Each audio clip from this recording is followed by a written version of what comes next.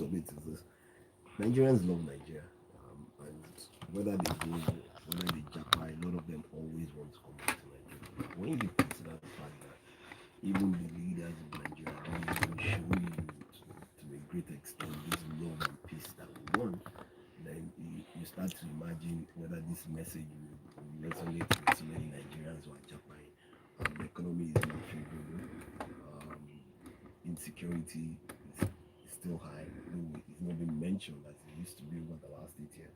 But the truth of the matter is, people move for a number of reasons. And one of the biggest reasons why people will move from one place to the other is economic, whether it's within the locality or within a country or outside of the country. And that's what we're seeing. If in the last 7 months inflation has grown from 22% to 28% now, what are we talking about? Prices of things at Christmas to make. Yesterday I was reading somewhere it cost about 73% for you to have a Christmas meal 73%. of your money. Sorry? Sorry, no, you didn't get that. No, I didn't. The joke, we didn't get the joke. It wasn't a joke. That's Oh. the reality. Oh, okay. You know, and that's the reality. A bag of rice has moved from 30, it's doubled in the last 7 months. Everything just has just gone up. Food inflation is at 32%, the highest in the last 15 years. So what exactly do you want Nigerians to do? They want a better economy. They can't go out. Fuel prices are high. Food prices are high. And so people look for what? They look for where they get some form of economic benefit, and that's why they're Japan. I understand what the CDS is talking about and telling Nigerians to stay and make the country better. That other countries who are like that, they all stayed back. But if your leadership is not showing that people should stay back with the way they spend, the way they act, the way they fight, then that's a recipe for Nigerians to Japan. And more Nigerians are thinking of Japan. Even the ones who have been defrauded are thinking of coming back and looking for money again to Japan the right way. So all those things are, it's easy to say, but let's see their actions. And they say action speaks more than words. So sorry. So yeah, since we're in the Christmassy mood, I just wanted to chip in on this point. So the CDS actually has made, in for someone of his position and stature, that's the right talk. But obviously, even in wars and in battles, you either retreat or you attack, you move forward or you go backwards. Like Wadi mentioned, a lot of Nigerians have found, as interesting as it is, have some form of love or the other for the country, even when they leave or when they stay. But when you do not have the right incentives to stay, when you are in front of the battle lines and you realize that your leadership, your leader, your general leading you has abandoned ship or has taken his family out of the ship and it's only you and your family left with the rust buckets, you have to take whatever decision that empowers you and makes you feel better. So a lot of Nigerians are leaving for whatever reasons. Health costs you. Everybody says in Nigeria today, you are just one step away from poverty if you have an illness, because it will drain you and there are no facilities to treat you here. And unfortunately, the average man doesn't have the ability to fly over to Germany or Saudi Arabia like most of our elite would like to do. So, yes, while the plea is good and we understand where it's coming from, we expect the leadership to do a lot more to set the right examples for the people to follow through with. So, that's what I'd like to say. Thank you, Chibuzor, and that's a fine place to still connected to Jackba, but this time around it is housing matters, and it's also relating and echoes Abraham Maslow's hierarchy of needs, and this goes to the Guardian newspaper headline: Housing Ministry, private developers plan 100,000 homes nationwide. Now, the big question as you help us unpack this headline is, these developers, they are not charity organizations. How affordable would it be for the common man like you and I to get these houses? So, Mas, you've hit the nail right on the head. So, I'll start with what is happening. So, the ministry, the private developers are making an announcement, right? But it's basically an agreement or an arrangement between the private developers and the Ministry of Housing to run what is basically a PPP, a public-private partnership, as part of the Renewed Hope Cities and Estates programs. There are various things on that. This, if you unpack it, there's some arrangement with the Federal Mortgage Bank to ensure that people get mortgages to be able to facilitate the acquisition of this property. They have a private consortium led by private developers who are going to do this across the country. The PPP models involves transparent agreements, clear rules, responsibilities, risk-sharing mechanisms to ensure accountability, fairness, and long-term sustainability. Now, it also talks about the jobs it's going to create, which is obviously one thing politicians will try to sell at this time. It's 2.5 million direct and indirect, which will take some, yes, which is part of the 100 million that the president wants to leave people out of poverty, or numbers that the president wants to leave out of poverty. Now, the major challenge I've seen, and like you've mentioned, obviously, and they alluded to, is that they are putting the framework together to allow this to happen, and obviously at the right prices, because there's no point in building 100,000 houses, and people cannot afford it. Some weeks ago, I had discussions with a friend of mine, and friends of mine, not even who are in the sector, and one of the things they talked about was how do you reduce the cost of houses when the price of land is this high to start with? Because we're talking about things like building materials. How do you reduce the cost of houses when the price of cement is what it is? How do you reduce the cost of houses where we are beginning to import most of the building implements from abroad and forex is going up? There are a lot of inputs into that process. It's not just enough to decree it. So if you build a house that is 35 million, how many Nigerians can afford to buy that 35 million? How many of them are you moving out of houses? My guess is that a lot of people who are going to pay for those houses are people who already have property, and those are not the problems you want to solve. How do you solve problems like when the Minister for Housing, for instance, or the Works, is trying to reduce the cost of cement to increase the number of units of houses, and there's a minister in the FCC who wants to charge 5 million for a CFO? How do you solve those problems? There needs to be an aligned plan to sort these problems out. It can't be one person doing one thing. Okay, so Chibuzor, just hold it there. Hold your fire, Chibuzor. So, no, Uade, just I know you want to chime in now, but as you get to come into, let's get your grain of salt on this one. I'd like you to also link this one up. You've got an average what is estimated 17 million housing deficit to about 30 million in the country, and we're talking about just 100,000. Okay, let me say little drops of water. Makes the mighty ocean. Let's start with 100. Let's get 100,000 out of the way. And let's see how we can look at something. See, the truth is that we have to look at, there's a lot of work that needs to be done. How do we get the price of the inputs down, which are not going to happen overnight? What kind of materials are you using to build? What kind of buildings are we building up? And if you're going to build, for instance, places where you have limited land supply, you're going to build high rises. How can the people that you want to put in those places afford it?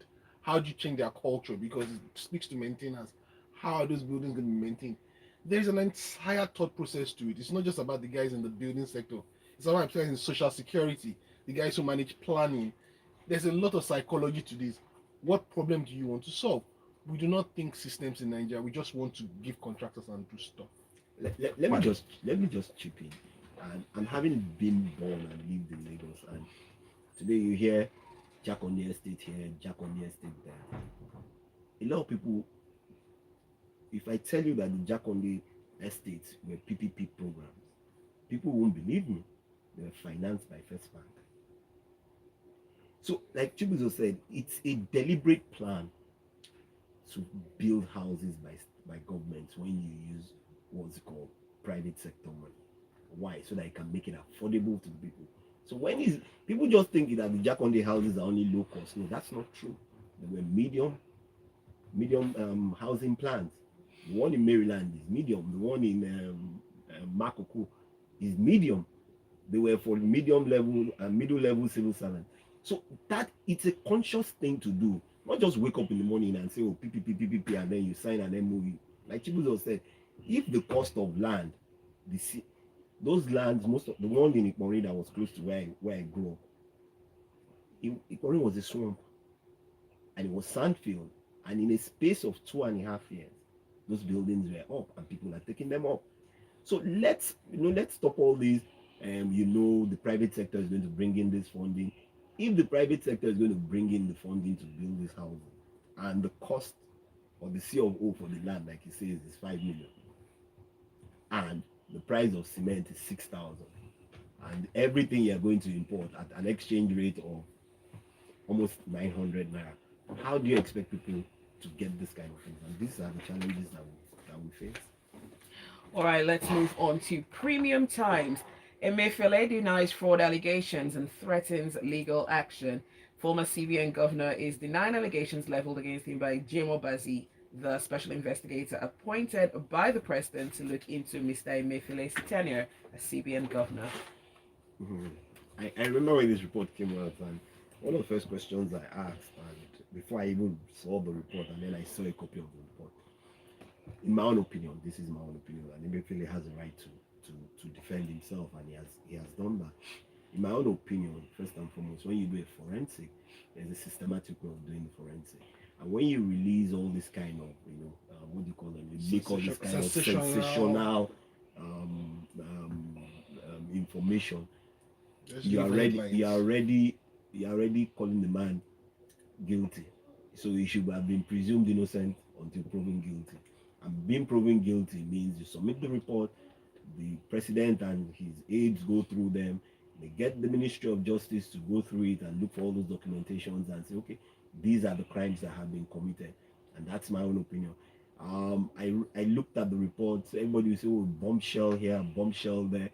Having been one who has done forensic audit before, it just beats me that it was, in my own opinion, what was leaked was so washed up that I was wondering. One part was, it was repeated 3 times in that same report, and different things. It was just, you chop for emphasis. Yeah, you cut here, you chop here, you put it here, you chop there, you put it here. The first headline was Emefiele opened 593 bank accounts in foreign bank. My question to that was it in Emefiele's personal name? Is it that the CBN doesn't have a process? And if Emefiele has not gone through the process, are you with me? And he didn't get the board approval, then Emefiele has been negligent, and those things he should go and defend them. And if he's found culpable, then if anything has been missing, or the CBN is saying those monies are lost, then take him to court and prosecute him. Let's stop all these trying people on the pages of the newspapers, which is what has become Nigeria's trial courts. Everything is XYZ front page. The what's it called, Accountant General of Nigeria, it's how many billion? Nothing has been heard of it. Was it not the one that was banned not too long ago? And these are the things that we're talking about. You just troll the sensation in the pages of the newspaper, and Nigerians are just sucking into it and like, oh, XYZ is a thief, ABC is this. And at the end of the day, ABC, 1 year down the line, he becomes the next, appointee of the next man who is willing to work with him. And it's just sad, completely sad in my opinion. Well, you're listening to Freshly Pressed on Smooth 98.1. We see some of your messages coming through.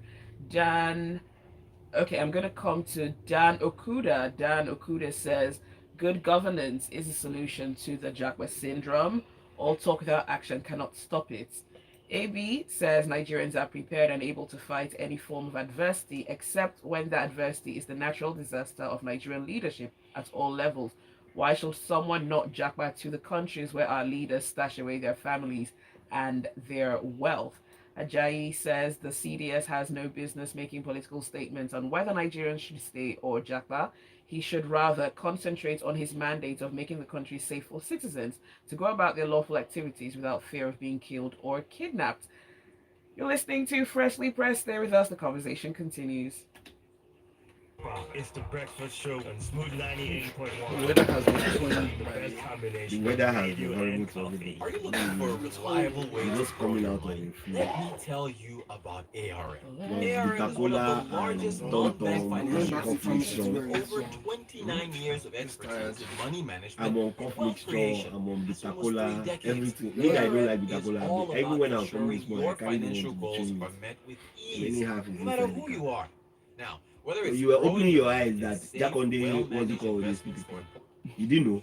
fees, personal You didn't know. Man development, still gets a whole lot of rent, mention, like buying you a said, which property. is right. You didn't know. You still talk about, I didn't Even the know. educational I don't know. system. That's what I'm saying. Yes, yes. He was not So when around. people are talking about PPP, those things were financed by First Bank. All the Jack on the housing estates in Lagos. to where you need to Jacqueline had a lot. I think No, it was very practical with his but the solution. point where I get angry with ARM this, app, I'm just a Play moment now. Store or iOS Where is Store. when they Great just talk options about for this, but then everyone. you leave Even Nigerians start to the with as low mercy as of these 1,000 So they make it naira. developers They because make people that's sound why like you it's people a can silver afford bullet. it.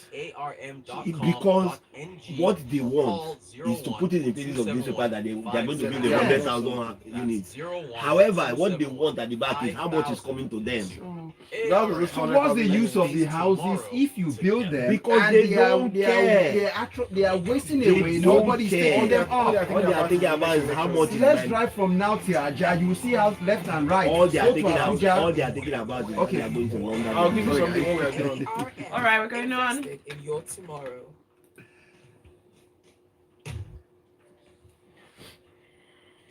It's still freshly pressed on Smooth 98.1 FM. Still got Chibuzor here and Uade. And the conversation continues as we pick up the headline this morning. Going over now to the Guardian newspaper stand where Institute urges President Tinubu to sign bill to professionalize export is what it is saying here. We want standards in exports. I'll speak to this and how we can get this done. Okay. So when I first saw this story, I was a bit worried that this was just another set of individuals who wanted to set up their own private cabal and wanted to determine who was going to be able to enter and leave those groupings. But a further look at it obviously looks at the merit. There are some merit in having some grouping and some standards, like you mentioned, Omats. If we look at Nigeria, especially if you look at our last, I know that the government was trying to celebrate the last, I think it was Q3's trade balance reports where we were in the positive for the first time in ages, and we were celebrating. And Rotos had to do that session where he took it to the cleaners with the details, and everybody who had to look at the details. But there's a lot of things. I've had friends who have left jobs to go and set up agricultural firms for export purposes, and one of the major challenges for exports that I learned quickly is about standardization of some of those products. While the sector should be open to anybody who is interested and anybody who meets whatever requirements and interest to be able to enter it, what we need to focus on largely, or what needs to be focused on actually, is the regulations or the standards for exports. How do you standardize what you're exporting? How do we know that this is a Nigerian grade product that is going out? How does this institute, because they said the last president did not say, how does this institute help people who are going into this space to be able to meet those standards? How do they educate them? How do they prepare, give them the right information? How do they support them? It's less about trying to get something that says, oh, we want to professionalize the body. What do we mean by professionalizing the body? You want to say, oh, we want to start giving out certifications. We want to start giving out fellowships of the institute. That shouldn't be our focus. Our focus should be on doing the hard work, the grimy work, helping people to set up those processing facilities, getting the government to be able to put up laws that support exports, that support quality, that help people like Getson and the likes to be able to play a role in that value chain. Get these various things to work properly instead of trying to form another group of saying, oh, we are this, we are that. They will become the Chartered Institute of Exporters. Exactly. If you have value in an association, people will join. So there was supposed to be what you call the NIPC, the Import Export Promotion Council back in the day. No, it still exists. So you see, until we. So these are practitioners who want to set up their own. Institute. So it's like you said. When you look at the typical Nigerian, and we've seen this happen too many times. They set up these organizations. They get at some point they're able to get some form of government backing. Then they said the professional institute of this. And then you have to write the exam. You have to write the exam, or you have to submit some paper or pay some amount of money. I really don't. To become a member before you're allowed to do anything. That is what most of them target instead of service and function. So in essence, just to cap it up now, it adds to the clog of bureaucracy that doesn't make you get ease of doing business. You basically set up gatekeepers into that system. Until we understand that the agri-business is from farm to market, and all these things work together, that value chain, all of them work together, then we will never get past buying fertilizers for farmers and giving them seeds, unfortunately. All right, so let us know what your thoughts are. The WhatsApp number is 0809 4440981. You can post a comment on our live stream up on YouTube as well. It's Smooth981. From Daily Trust, persons with disabilities demand agency to implement Disability Act. This is coming from the Abuja Association of the Deaf. They're urging the FCT Minister Nyesom Wike to establish an agency to implement the Disability Act and other government policies with regards to persons who are living with disabilities in the FCT. In as much as I am in full support of the Disability Act, I don't know why you require an agency to drive that. If you have the ministry that drives the Federal Capital Territory, is it that they don't have a department that is meant to ensure that those things are being done? Let's stop calling for creation of new things every day because we just want to satisfy just one single thing. Let's look at everything from. I really don't understand. Where's the weakest link in the chain, and how do we make that work? We have how many agencies do we have that the government is struggling to even recover funds from all of them? People collect monies that don't go back into the coffers of the federal government, and the leakages are just extreme. Rather than do this, call the ministry to order and tell them that if they have a department, if this is what the act says, let them implement it and give people with disability the opportunity to be Nigerians too. It's just unfortunate that on Boxing Day, day after Christmas, we're still talking about the Disability Act of 2018, 5 years after, and it's not being implemented. It's not just in the Federal Capital Territory. It's not being implemented in practically all the states. Is it just another document that has just been signed by the president? And of course, as usual, like we continue to say, Nigeria is not bereft of policies. It is the implementation and the action. And if the actions of the leaders are not speaking, rather it's just the talk, like we read in the first one, then that what other choice do Nigerians have than to survive on their own, which is what the average Nigerian is doing.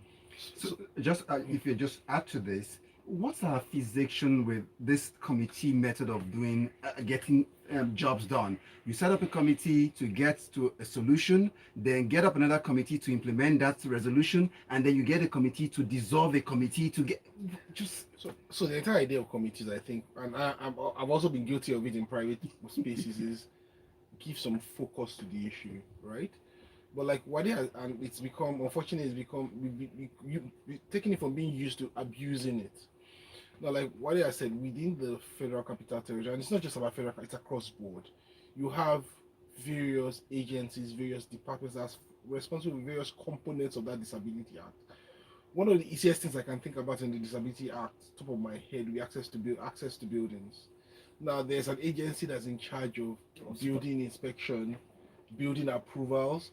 So instead of my FCT minister being interested in his 5 million for COVs, or 3.5 million now, he should task his agency to make sure that, hey, all the plans you are receiving to build these new houses that are coming for these COVs, do they have exits and entrances for disabled people? Do they have ramps? Are they friendly for people who cannot walk in like every other person? You know, in our recruitment processes in the FCT, do we have, you know, are we able to take in? Are we able to accommodate disabled people in our offices? Do we have braille machines for the blind? Do we have places that can support the? Those are the questions that you should be asking. And each of those responsibilities sits with a particular department. It doesn't need to set up another committee to be overseeing those departments and their work. Because in reality, unfortunately, the bureaucracy that we have in the ministries, the committee will have no power over any of those guys. Those guys will From do now what they till want to forever. do. All the committee will do is write another white paper saying why they did not do what they asked them to do. Which one comes out finally? Is it green? Chibuzor, let's pick up the pace and go over to the Punch newspaper and bring it back home to Lagos. The Lagos State government is promising to invest in sports facilities once again, and that's the Lagos State Sports Commission Director General Oluwatoyin Gafa is the one speaking here. So I grew up in Lagos. I'm born, bred, raised, battered. Apart from a few times I've left Lagos. You've been a malad in Lagos too. Lagos boy. When I was growing up in Lagos, one of the things that used to be in secondary school before they handed over most of the secondary missionary schools back to the previous owners, one of the beauties about Lagos was the large spaces where young people could come out and play. And not just close. yeah, just talking, not just secondary schools, in neighborhoods. There were They were in small neighborhoods. spaces where children within that neighborhood would play football from morning till night. You could play. You could do. I schooled in Maryland. Secondary school was in Maryland. You could after school you'd come out of the back gate from 2 o'clock to 6 p.m. People would be on those fields. You know the field very Yes, well. I know it very well. They would play all sorts of sports. I threw a javelin in secondary school.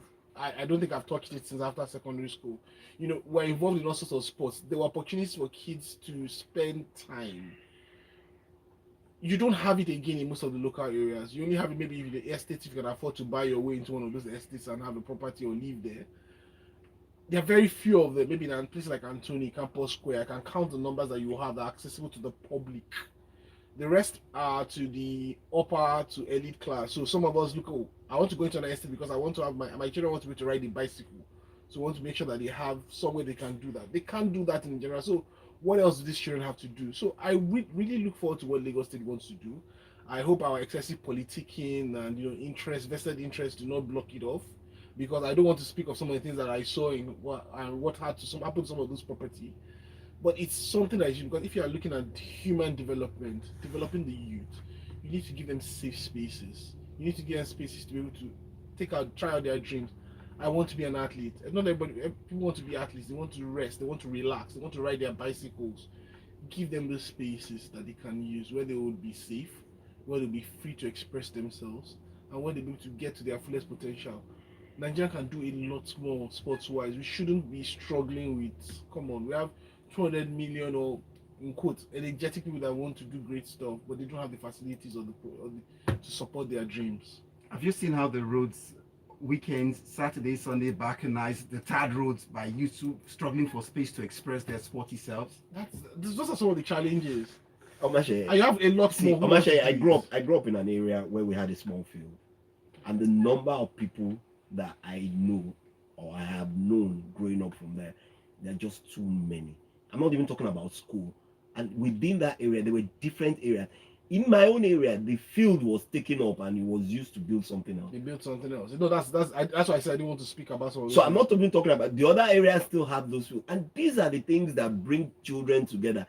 These are the things that take children away from, all the things that you don't want them to do. Why? Because on that field, they can do as they please. They can run, they can play, and so many things. So when you continue to say, oh, Lagos State is going to do this, the things that were there before that have been taken away, how do you bring them back into communities? And those are the things. Omatseye, if you did a snapshot of the sporting facilities and the fields that opened in 99, prior to 99, and after 99, you'll be amazed. And what they are used for today, you'll be amazed. Even some schools, they've taken over their lands so that they can develop. Especially the schools that are in prime property, Ikoyi, All right, let's go on to the messages. AB from Badagry says, sometimes I wonder if the people in government ever listen to Nigerians talking about Nigeria's problems. Do they ever listen when we talk on radio, when we cry out with our hearts and eyes over Nigeria's problems? People are truly fed up. Majority of those fleecing the country are doing so after having enough of Nigeria's fleeing the country are doing so after having enough of the problems. Emeka says, why is it that in everything we set gatekeepers? And Ibukun says the PPP for housing and the professionalism for exports is just to create exclusivity for the people involved. Those houses might be acquired by cronies who will let them out to the people that should have bought them. That's a message from Ibukun. Uade, just do 30 seconds for us on this headline, the final one. Niger to ban sale consumption of alcohol in Suleja from January 1st. I'm actually so interested in this. There's a new law that is banning alcohol, so they're going to move them out from the main cities into the outskirts. So in places like Mina, they're going to move them at least 8 kilometers away from the post office, so that people who want to drink can go outside of the main city and vibe, and then come back into the city. Fair enough. So you see why I have to come. Earlier on, I thought probably since it's going off by 1st of January, it means drink all you can. So, but now you see why I need to ask people to get a better. So you just need to travel further. Thank you. You just drive 8 kilometers more to go and get a drink. All right, well, that is it for Freshly Pressed. Thanks for listening. Thanks for your messages. And special thanks once again to our analysts for being here with us, Uade and Chibuzor. Thanks for having us. Merry Christmas and a Happy New Year in advance to you. That's it for Freshly Pressed. Stay with us. There's more to come on the Smooth Breakfast. interested in your